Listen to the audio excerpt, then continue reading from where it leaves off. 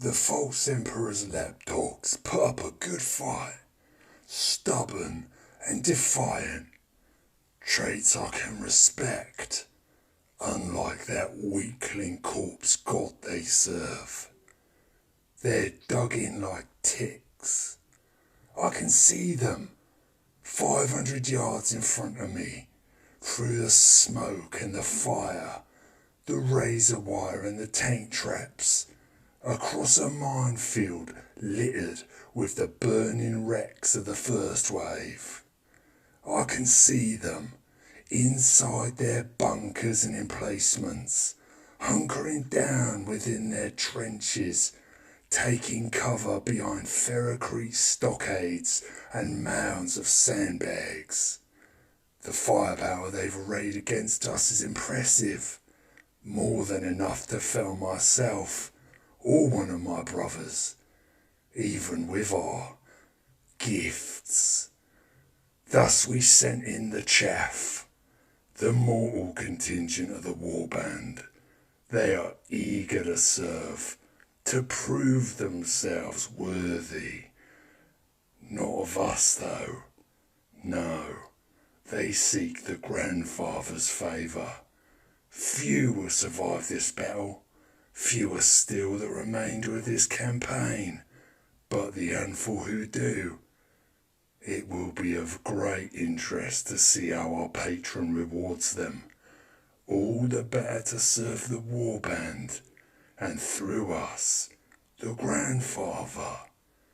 The great wheel must turn, so his bounty may be spread. I march forward, through gunfire and explosions. Las beams bounce off my rust-encrusted armour. Shrapnel dents my breastplate and helmet, but on I go. I trample across the defenders' obstacles as though they were nothing. Razor wire wraps itself around my legs and snaps as I lumber on, heedless. I trigger a mine. Anti-personnel. He springs up in front of me, chest high, and explodes, showering me in molten shards of metal. I pause in my stride, not because I'm injured, but because my visor is blackened. I wipe it clear of soot, the motion exaggerated, for the sake of those who resist our coming. I want them to see. I want them to know. They cannot hurt me. I start onwards again. My brothers are beside me, behind me, in front of me. We are all gifted in our own way. We all carry the blessings of the grandfather. We have all taken hits during the assault, but we are all very hard to kill. One by one, we begin to drop into the trenches. Over my shoulder, I hear Desicrus grunt. I turn to see a hole punched clean through his abdomen.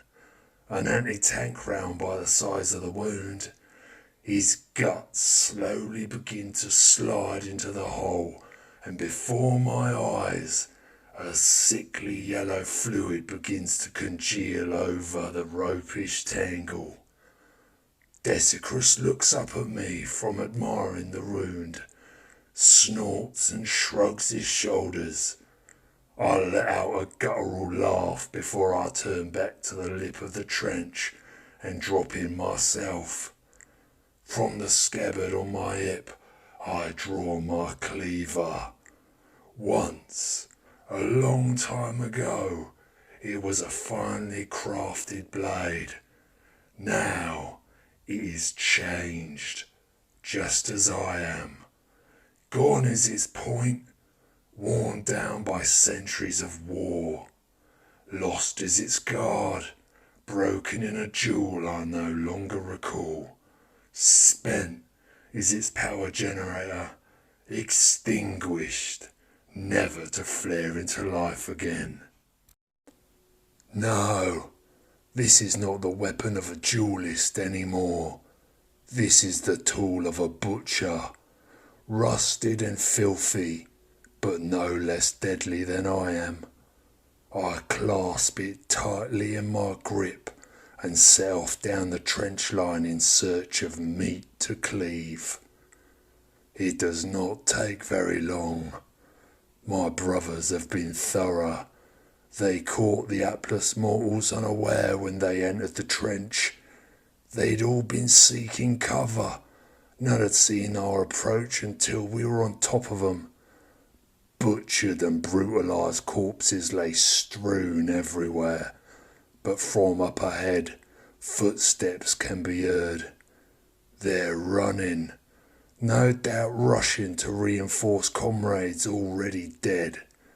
They appear from around a corner, a whole squad of them.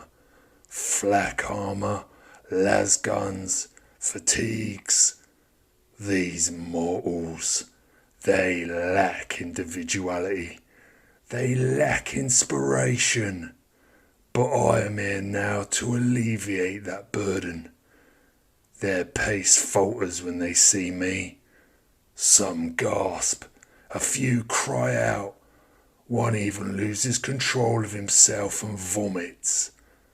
I suffer no such hesitation and storm into them, my bolt crossing the distance faster than one would think by looking at my corpulent form. I grab the first guardsman by the head, lifting him effortlessly into the air. I hold him, struggling in my iron grip, so his squad mates may behold my strength. Their faces betray them as they pale before me. Satisfied, I cast the guardsman away, his body crashing into the trench wall with a wet crack. The next guardsman feels the dull edge of my blade. I sweep it across his abdomen, tearing his guts from him. That one is for Desecrus, I think. Another two guardsmen fall before their comrades rally themselves and join the fight.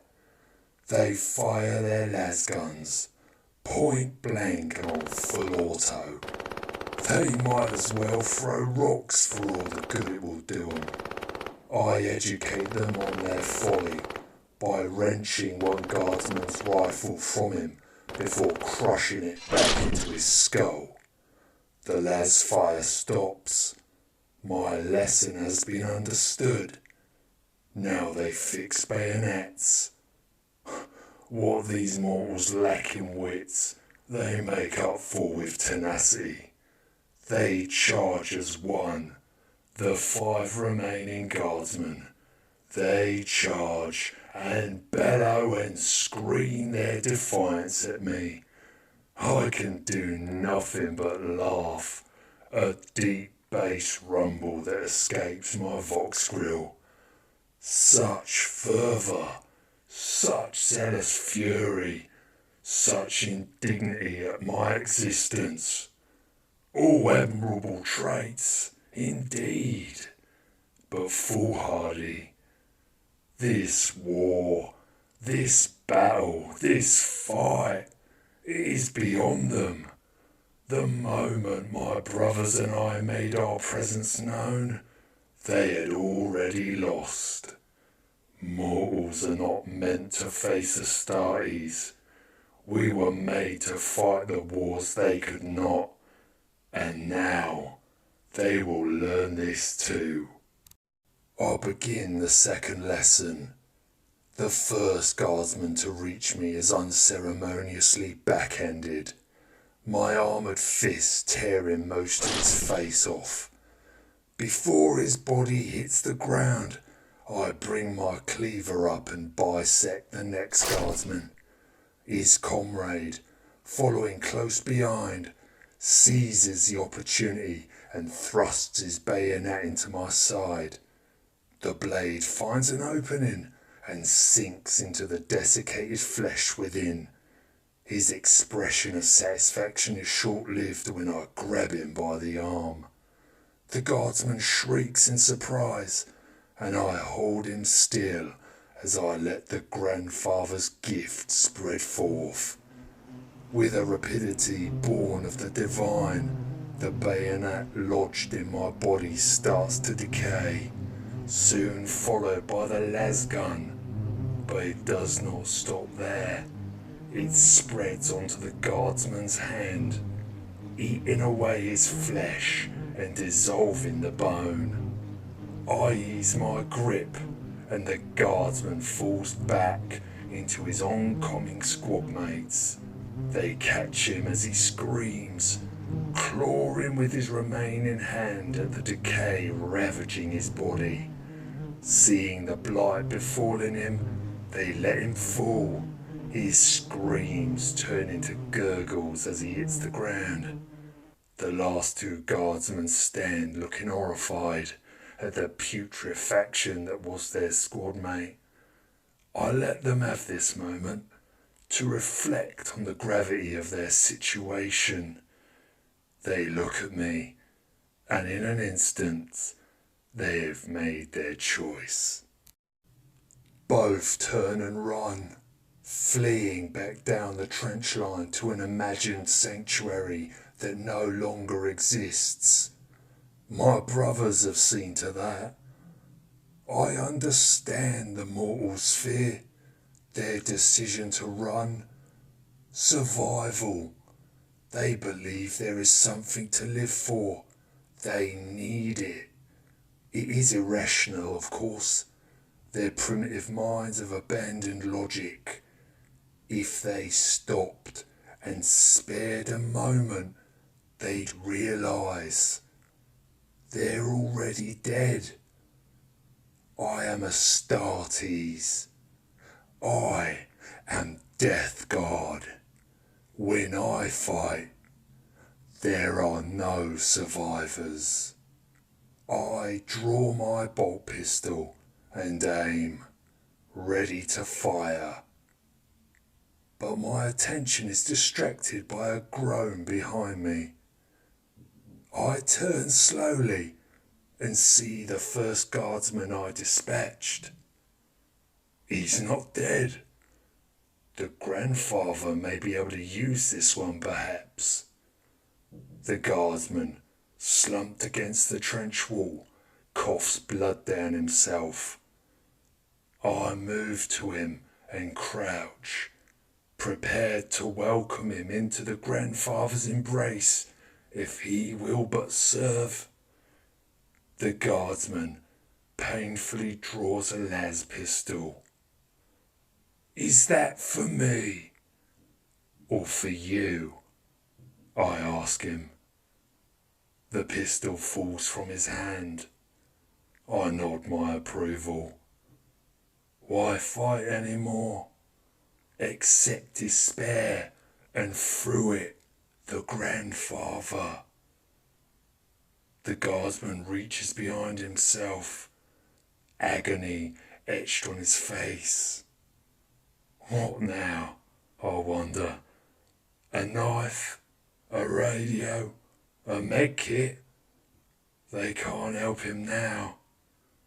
He brings out something metallic and round. I stare into the guardsman's eyes. A cold smile has spread across his face. It's an anti-tank mine. The guardsman pulls the pin and drops it. One last act of defiance. One final cast of the die. Maybe the fall will be enough to trigger it. Perhaps it will not. It does not matter. My fate is as the grandfather wills it, just as it has been for 10,000 years. After all, we are very hard to kill. Although that could do it.